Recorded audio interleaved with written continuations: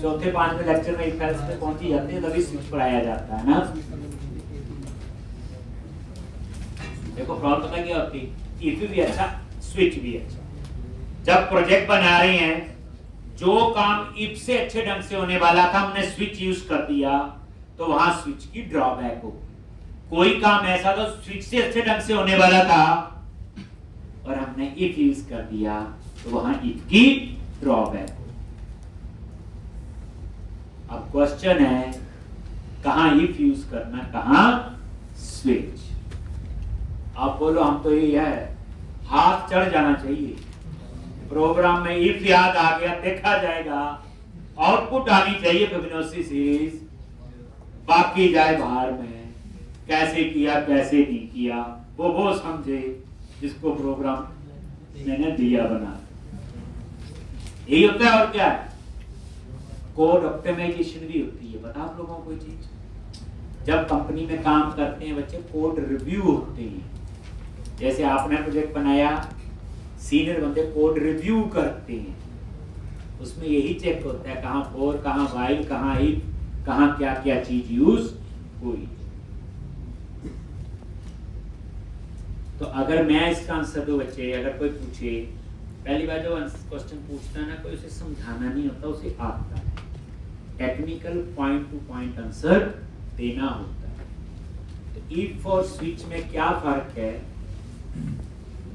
If we have single expression and multiple output, then we use if else. If we have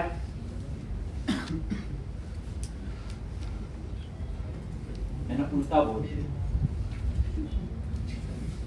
if we have single expression and multiple output, then switch.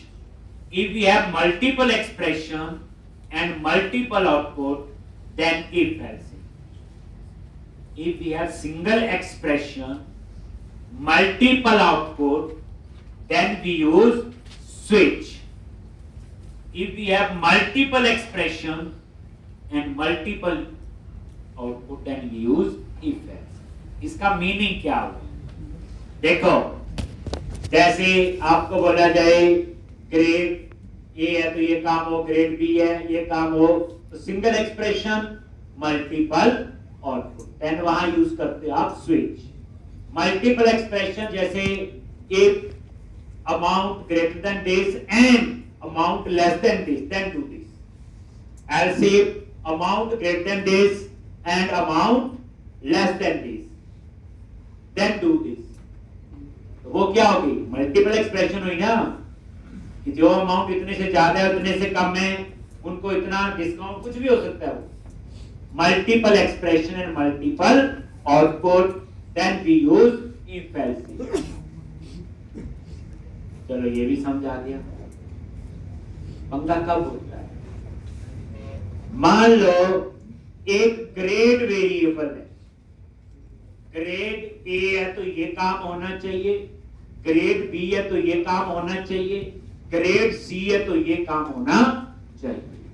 आप इसके लिए if else if use करोगे या switch, क्योंकि ये काम दोनों से हो जाएगा। If grade equal to A, if grade equal to else if grade B, else if grade equal to C, ये काम स्विच से भी हो जाएगा। स्विच ग्रेड केस ए, केस बी, केस सी। आप यहाँ क्या यूज करना चाहोगे और जो नहीं यूज करोगे वो क्यों नहीं करोगे?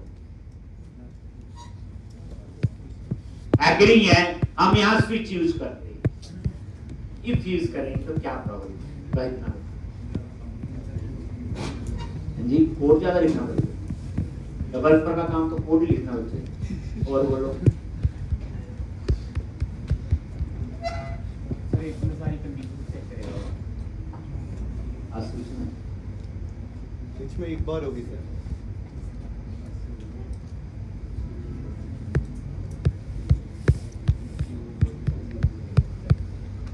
F10 करके कभी देखना कैसे।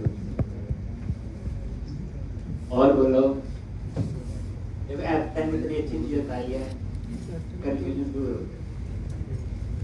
हम स्विच यूज करेंगे, हम इफ यूज नहीं करेंगे।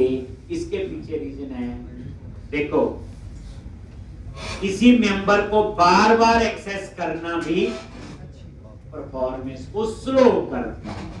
इफ में ग्रेड कितनी बार लिखोगे? If grade equal to A, else if grade equal to B, else if grade equal to C, else if grade equal to आगे इसमें लिखोगे। तो वहां बार बार ग्रेड वेरिएबल यूज कर रहे। स्विच में सिर्फ एक बार लिखोगे, स्विच में ही ग्रेड, फिर तो केस ए, केस बी, केस सी। अब किसी चीज को बार बार एक्सेस करना परफॉर्मेंस को स्लो कर, किसी चीज को बार बार एक्सेस करना परफॉर्मेंस को, तो स्विच में ग्रेड एक बार लिखेंगे, इफ में तो बार बार लिखना पड़ेगा। इसका मतलब वो कोड ऑप्टिमाइज नहीं। जैसे हम लोग क्या करते हैं, C++ में एक पब्लिक वेरिएबल लिया है ए, अब उसको क्लास के अंदर दूसरी क्लास में यूज करना, तो हम क्लास का ऑब्जेक्ट बनाते हैं डॉट ए मान लो इंटीजर टाइप का है। अब एक प्रोग्राम में 6 बार ए चाहिए, हम 6 बार क्या लिखेंगे? obj.a, obj.a, obj.a। ये सही अप्रोच नहीं है। सही तरीका क्या है? एक बार एक वेरिएबल ले लो, उसमें a की वैल्यू डाल दी b में, अब इस b को आप 4 बार यूज करो चाहे 6 बार, लेकिन इतना हैवी ऑब्जेक्ट साथ में थोड़ी उठाओगे। हम कभी ध्यान नहीं देते, करते होंगे। सी प्लस में क्लास बनाई, क्लास में कोई पब्लिक मेंबर लिया है, दूसरी क्लास में वो पब्लिक मेंबर 10 जगह यूज करना है, तो हम उस क्लास का ऑब्जेक्ट बनाएंगे, ओबीजे डॉट करके उसको 10 बार क्या लिखेंगे? ओबीजे डॉट मेंबर का नेम, ओबीजे डॉट।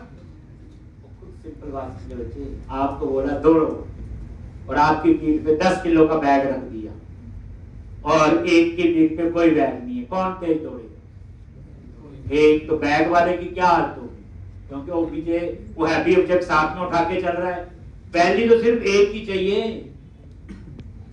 तो इतना हैवी ऑब्जेक्ट बार बार क्यों लिख रही है?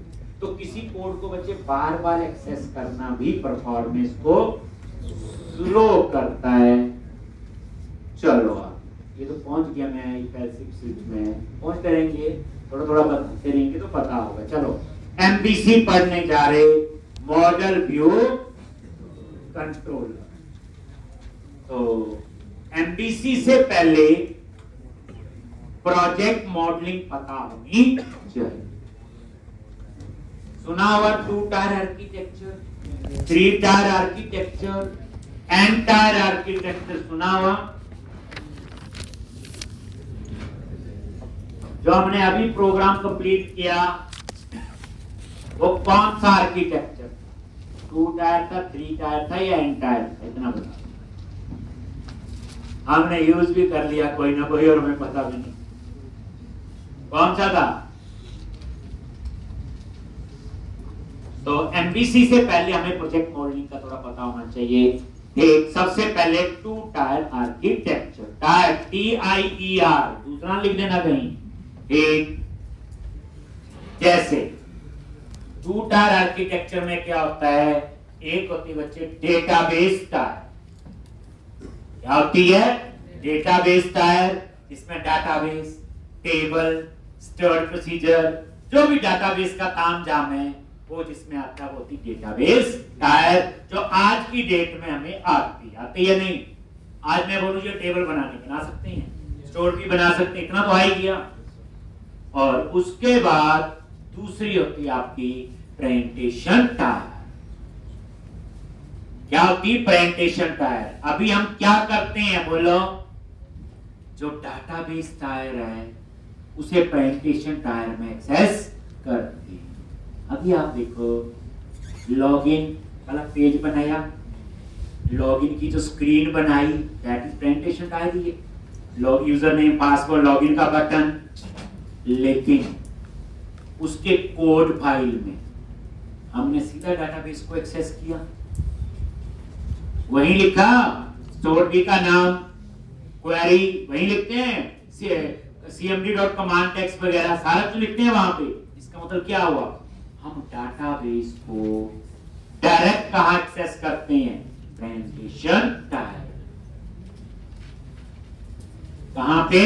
प्रेजेंटेशन टायर में। ये होता है 2 टायर आर्किटेक्चर, जो आप आज से पहले पर जैसे एम्प्लॉय का स्क्रीन बनाई, प्रेजेंटेशन टायर, लेकिन हम उसी की कोड के अंदर डायरेक्ट डाटाबेस की क्वेरी लिखते हैं, नहीं लिखते हैं, cmd डॉट कमांड टेक्स्ट करके। तो इसका मतलब क्या हुआ, हम डेटाबेस टायर को डायरेक्ट कहां एक्सेस कर रहे, प्रेजेंटेशन टायर।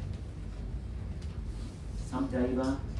ये था टू टायर आर्किटेक्चर जो आजकल यूज नहीं हो।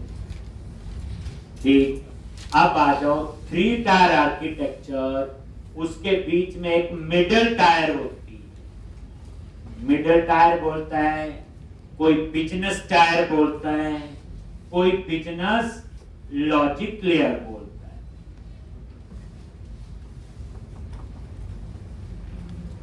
बिजनेस लॉजिक लेयर एक ही बात।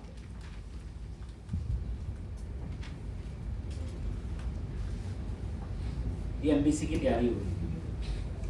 देखो, मिडिल टायर बोलो, बिजनेस टायर बोलो या बिजनेस लॉजिक लेयर, इसमें क्या होता है आपका कहानी, डाटाबेस टायर को हम यहां एक्सेस करते हैं बिजनेस टायर, यानी पूरे प्रोजेक्ट का जो बिजनेस लॉजिक लिखते हैं वो बिजनेस टायर बोलो, मिडिल टायर बोलो या बिजनेस लॉजिक, और यहां पे हम लोग पूरे प्रोजेक्ट का बिजनेस लॉजिक लिखते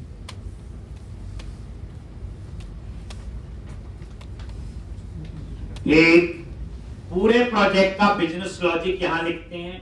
अब इसको लिखने के लिए हम क्लासेस यूज करते हैं जो आप आगे पढ़ेंगे। हम उसके लिए वेब सर्विसेज वगैरह यूज कर सकते हैं, हम उसके लिए वेब एपीआई वगैरह यूज कर सकते हैं, वो आगे बताएंगे क्या कहानी। तो यहाँ पे हम पूरे प्रोजेक्ट का बिजनेस लॉजिक लिखते हैं। तो हम यहाँ क्या करते हैं बच्चे, जो ये डाटाबेस टायर है इसको हम एक्सेस करते हैं बिजनेस टायर।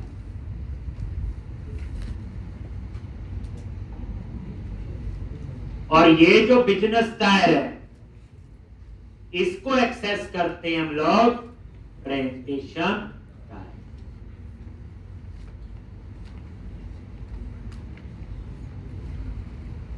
ये जो बिजनेस टायर है इसको एक्सेस कहां करते हैं हम लोग, बोलो प्रेजेंटेशन टायर।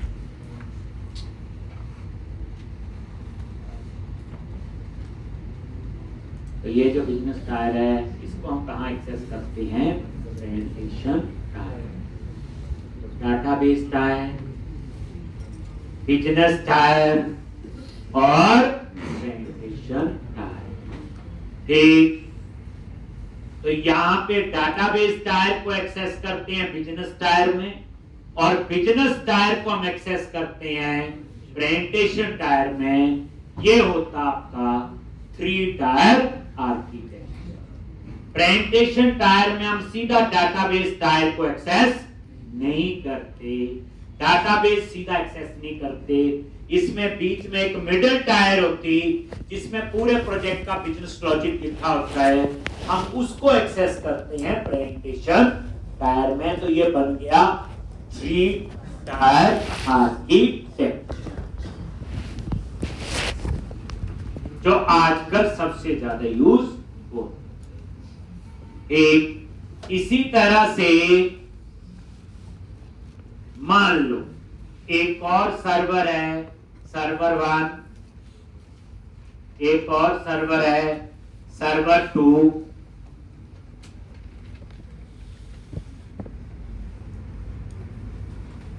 एक और ये एक और सर्वर है। कई बार होता है ना, एक और सर्वर से डाटा आ रहा है, एक और से, उसके लॉजिक अलग लिखेंगे। कई जगह एक ही एप्लीकेशन में अलग अलग जगह से डाटा आ रहा है, तो इसका बिजनेस लॉजिक अलग लिखेंगे, इसका बिजनेस लॉजिक अलग लिखेंगे, इसका अलग लिखेंगे। तो ये क्या बन जाएगा, entire architecture. Entire architecture as per demand आपका यूज हो। यानी ये नहीं बोलना कि सर्वर 1 आ गया 4 टायर, ये 5 टायर, ये 6, नहीं, हम बोलेंगे एंटायर आर्किटेक्चर, वो डिमांड पे आपका यूज होता है। एक तो सबसे पहला क्वेश्चन था जो MVC है वो आपका 3 टायर आर्किटेक्चर को फॉलो करता है। MVC क्या है? Model view controller. MVC क्या आपका? Model view controller. और ये जो MVC है आपका, ये 3 टायर आर्किटेक्चर को फॉलो करता है। Model view controller. बच्चे MVC एक जनरल टर्म है।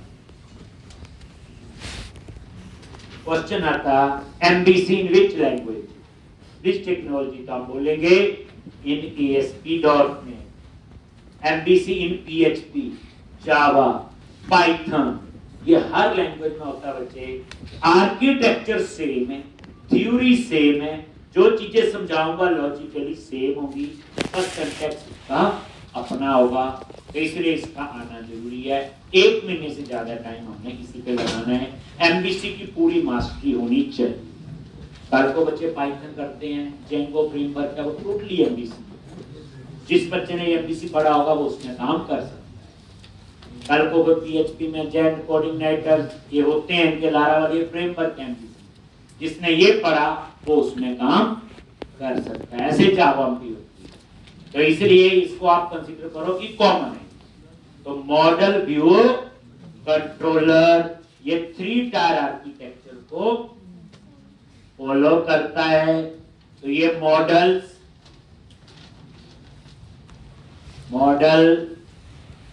इसको ऐसे लिख लो, कंट्रोलर और ये व्यू। मॉडल, कंट्रोलर और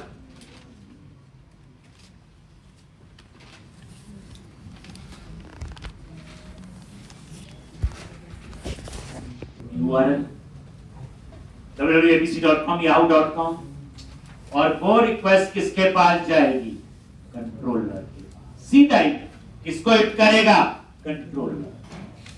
अब वो कंट्रोलर एम्प्लॉय का, स्टूडेंट का, वो डिपेंड करता है प्रोजेक्ट में डिपार्टमेंट का, डेजिग्नेशन का, किसका है। फिर वो कंट्रोलर देखेगा मॉडल से क्या इंफॉर्मेशन चाहिए और उस इंफॉर्मेशन को पास करेगा किसको? व्यू। ये है इसका कंसेप्ट। तो कंट्रोलर क्या हुआ बच्चे? रिक्वेस्ट है। आपकी जितनी भी रिक्वेस्ट है वो किसके पास जाएंगी? कंट्रोलर के पास। कंट्रोलर देखेगा आपको स्टूडेंट का डाटा चाहिए तो मॉडल में जाके स्टूडेंट वाला डाटा ढूंढेगा और उसको किसको पास कर देगा? व्यू। बड़ी मजेदार चीज है जी। सर हम इसमें ये राउटिंग के काम आते हैं बेसिकली। वो आगे बताएंगे। ठीक, वो सारी कहानी आएगी इसमें। राउटिंग है, लेआउट है, बड़ा कुछ है। पहले ये कहानी आपको समझो। ठीक, तो कल पहले इसी पे टाइम लगाएंगे कि MVC है क्या। ठीक, और एक सिंपल एप्लीकेशन बनाने की कोशिश करेंगे। तो अभी MVC बताया नहीं है मैंने, क्या है इसके, क्या बेनिफिट हैं। सिंपल ASP.NET में काम करते थे, उसमें कुछ कमी होगी तभी ये काम करेंगे ना, ये बताना पड़ेगा। तो कल इंटरेस्टिंग है, छुट्टी नहीं होनी चाहिए। तो कल हम लोगों ने MVC